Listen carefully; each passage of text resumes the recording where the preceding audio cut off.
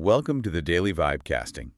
Crew Dragon's fiery reentry just lit up the entire West Coast, a spectacle revealing the high stakes of space travel. At the same time, Starlink is delivering in-flight internet speeds that are, frankly, better than most people have at home. And while that's happening up there, down on Earth, AI agents are starting to automate the whole developer workflow. From fixing bugs to building mobile apps, Oh. it feels like the future is just accelerating at an incredible rate. It's an amazing convergence, isn't it? We've got this high drama in the upper atmosphere and then these tectonic shifts in how software actually gets made. So where do we even begin? Well, if you have to pick one story that just completely captured the public imagination, where do you start? I think we have to start with the spectacle, the big one, because it just broke through the normal news cycle. I mean, the highest engagement story this week wasn't some quarterly report. No. It was a fiery reentry that people all up and down the West Coast thought was a meteor shower. And that's the magic of it, right? We're talking about the final moments of the SpaceX Crew 11 mission. It was visible all across California. A huge light show. A blazing light show. You had Elon Musk's post getting almost 9 million views, calling it a blazing meteor over San Francisco and Burbank. The numbers here are just, well, they're staggering. I saw a post from Gunther Eagleman showing the capsule streaking across the sky at 8 kilometers per second. Which is just shy of 18,000 miles per hour. It's an incredible speed. And that kind of speed doesn't just look fast. It generates this massive atmospheric friction. Right, and it's not just speed, it's intense heat. That friction heats the shield to well over 3,000 degrees Fahrenheit. That's what creates that glowing plasma trail people were seeing. And the reaction from people who saw it, like the Midjourney founder David Holtz, his video got over 2 million views. He described it as emotional. Emotional and way more beautiful than expected, which tells you that even now, with space travel becoming more routine, the raw power of physics can still just completely capture us. It can, but what's interesting is how that high spectacle can often mask the complexity and the dangers that are still there. That's a good point. This mission, as routine as it seemed to us on the ground, actually ended about a month early. Right, due to an undisclosed medical evacuation for one of the astronauts. And that's where the operational reality kind of checks the big technological triumph. Exactly. When the astronauts came back, you saw these photos of them being carried out on stretchers. Now, we have to clarify this. Right. While the medical issue did cut the mission short, the stretcher use itself, that's actually routine. NASA's spaceflight confirmed that. So it's a precaution. It's not directly related to the specific medical problem that brought them home early. Precisely. It's because of microgravity-induced muscle atrophy. Wow. I mean, when you see an astronaut like Mike Fink looking unsteady after 152 days in orbit, it really underscores the physical toll. And the data supports that. Oh, completely. Missions of that length can lead to, 20 to 30% bone density loss. So the safe return is a huge operational win, but the biological challenge of spaceflight, that's immense. It's ongoing. The spectacle makes you forget that the human body is still the most vulnerable part of the whole system. It really does. And speaking of the human side, I loved this little historical detail. NASA Administrator Jared Isaacman ordered 6,000 Krispy Kreme donuts and coffee for the teams working on Artemis II. A classic. He said caffeine worked really well during the Apollo era.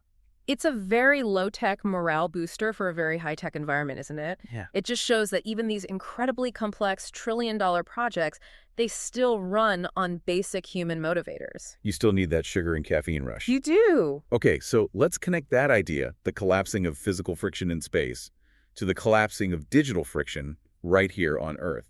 Because Starlink is completely changing the experience of travel in real time. And we have the numbers to prove it.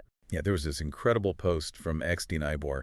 It showed a SAS demonstration flight, and passengers were playing competitive first-person shooter games. Valorant, CSGO games that need a super low latency connection while flying. It's unbelievable. And if you connect this to the bigger picture, you're watching a fundamental shift in what travel even means. That data point from the post 287 megabits per second download and a 34 millisecond ping, that is the key. It's cited as being better than typical home broadband. Better. For low latency multiplayer games, that just fundamentally changes the travel equation. Better than my home broadband, mid-air. When I hear that, my first thought, my analyst brain just goes straight to skepticism. Of course. Doesn't that kind of capacity just invite severe data throttling or hidden costs? I mean, is that 287 figure really what an average user is going to get? That's the crucial question. And for now, yeah, we are seeing these speeds in controlled demos, but the underlying technology is what's important here. The lasers. Right.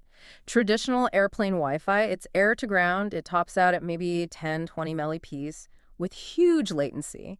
Starlink's laser-linked constellation just eliminates that bottleneck. Studies are showing latency reductions of up to 70%. So it's a structural improvement, not just a flashy marketing claim. Exactly. And the implication for the whole telecom sector is massive. A long-haul flight is no longer a connectivity black hole. It's a remote office. It's an entertainment hub.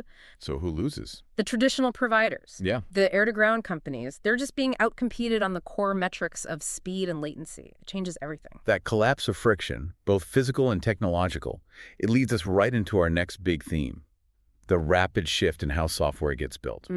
We're moving beyond AI as just a helpful co-pilot. Now we're entering this age of, self-governing agentic DevOps. We've been talking about Copilot as AI sitting in the seat next to you, right? Making suggestions. Right. The source of this week's show, AI taking the steering wheel. It's driving the whole product development loop itself. And the most compelling example came from Linear. They demoed this 4-step self-driving bug workflow. Can you walk us through how much human intervention is even left in this process? Essentially none. From the initial report all the way to the fix. It starts when a user files a bug report in Slack. Right. The Linear agent automatically creates the issue. Then, their triage intelligence, which is a proprietary model, it adds context and priority. And then finally, a cursor agent, which is designed for writing code, graphed the pull request to fix the bug. And the loop closes with an update back in Slack. Exactly. Slack auto-updates the team on the proposed fix. The human is just supervising at that point. So what's the real-world impact of cutting out all those manual steps, the triage, the drafting? Linear's early tests are suggesting a 40% faster triage time. 40%. 40. That's not a marginal gain. That is a structural re-engineering of development velocity. Yeah. And it's not just in proprietary systems. Right, because we saw something similar in open source. We did. Ben Tossell introduced this concept of agent loops using open source tools, Droid AI, and GPT 5.2 codecs to automate GitHub workflows from the issue all the way to a pull request. When you talk about automating 40% of bug triage and maybe reducing manual GitHub maintenance by, 80%? Which some benchmarks suggest. It raises a pretty profound question. It does. If these agents are fixing all the routine bugs, automating the bulk of the maintenance, which is the work that has always been the training ground for junior developers. Or for outsourced teams. Exactly. What happens to those entry-level roles? We are automating away the very tasks required to create the next generation of senior engineers. That is the essential question. The efficiency is undeniable, but the cost to the career ladder, that could be massive. Yeah. And at the same time this is all happening, we're seeing a consolidation of the tools. Which tells you who controls the intelligence layer. That's the critical strategic insight here. GitHub's partnership with OpenCode. Exactly. A huge open source AI agent, over 60,000 stars on GitHub. But the crucial detail is this. To get access to the really powerful models, like GPT 5.2 codecs, through OpenCode, you now have to use your existing Copilot subscription. So GitHub, through its Copilot plan, is basically monetizing and standardizing access to the intelligence that powers the entire agent ecosystem, even the open source parts. That's it. This consolidation confirms that advanced AI assistance is moving to a single, standardized pay-to-play model. It's all routing back to that controlled $39 a month plan. The cost of entry is now fixed, and it's controlled. And it forces developers into a proprietary stack. The era of decentralized, free, and open AI assistance is clearly coming to an end. Let's pivot from the automation of code to the automation of media, because if AI is automating our work, it is also rapidly blurring our reality. The visual evidence is just stunning. There was this really powerful visual comparison from Angry Tom Tweets. It showed 2.5 years of AI video progress. On one side, you have that choppy, viral 2023 Will Smith eating spaghetti clip. Which was a global joke. A meme. A total meme. And you contrast that with these photorealistic 2026 recreations using Kuaishu's Kale ending of AG 2.6 model. And for anyone who hasn't seen it, K-Lang Vayu 2.6 is Kuaishu's answer to the high-fidelity models we've seen coming out of the US. It's out of the Chinese tech ecosystem, and its features like native audio sync and motion control, they show that this is no longer just incremental progress. It's exponential. It is, but this is where the analysis has to turn critical, right? The speed of this creative acceleration is amazing, but it comes with immense societal risk. What is the impact on verifiable truth? It's synthetic media truth erosion. I saw an MIT report estimating that 96% of deepfakes evade detection. 96%. And as these tools become photorealistic and just, easily accessible, the volume and speed of creation just vastly outstrips our ability to verify any of it. We're rapidly losing the ability to trust our own eyes and ears. We are. And that erosion has immediate and dramatic commercial applications. Right, the post from Autism Capital. A critique of the future of marketing. Forecasting that soon you'll have, that was it, 20 different fake AI identities live streaming at the same time. All tailored to different niche demographics, but all selling the exact same product. It's the industrialization of persuasion. And it's not science fiction. It's rooted in the reality of China's $700 billion live stream commerce market. Yeah. We saw reports that AI avatars already outperformed human sellers back in 2025. One AI generated $7.65 million in a single 6-hour stream. So if you're the average consumer trying to buy, I don't know, a blender, Yeah. how do you navigate that? If you're being sold to by 20 perfected fake identities, does this abundance just lead to total marketing saturation, brand fatigue? That's the tension. Yeah. The optimization is perfect, but the consumer experience might become totally overwhelming and, frankly, deeply alienating. It's a targeted assault on your preferences. Let's pull the lens back and do a quick fire round on some other innovations, physical and digital. Let's do it. The automation of the build process. First, physical. Figure CEO Brett Adcock posted a video of their humanoid robot running, not just walking, but fluid bipedal locomotion for over 3 minutes. That's the dynamic endurance frontier. They're moving past static, pre-programmed movements and toward the agility you need for real-world logistics, like in their BMW partnership. Then on the digital creation side, Replit. They announced AI can now build React-native mobile apps just from natural language prompts. That's a huge reduction in the barrier to entry. Creating a native iOS or Android app used to require very specialized expertise. Now a hobbyist can just articulate an idea, and the agent does the heavy lifting. And for niche consumer tech, the iPolish Magic Wand from CES 2026. A 95-ball Bluetooth device that applies and changes your nail polish color from an app. Pure sci-fi made real. The replies were all Total Recall on The Fifth Element. It shows that consumer tech moves fastest when it fulfills a nostalgic, futuristic fantasy. 2 final fast hits. First, Grok. It's pushing its real-time information access. It demoed summarizing fresh, live posts on the Iran protests from January 11th. And that real-time edge is proving critical.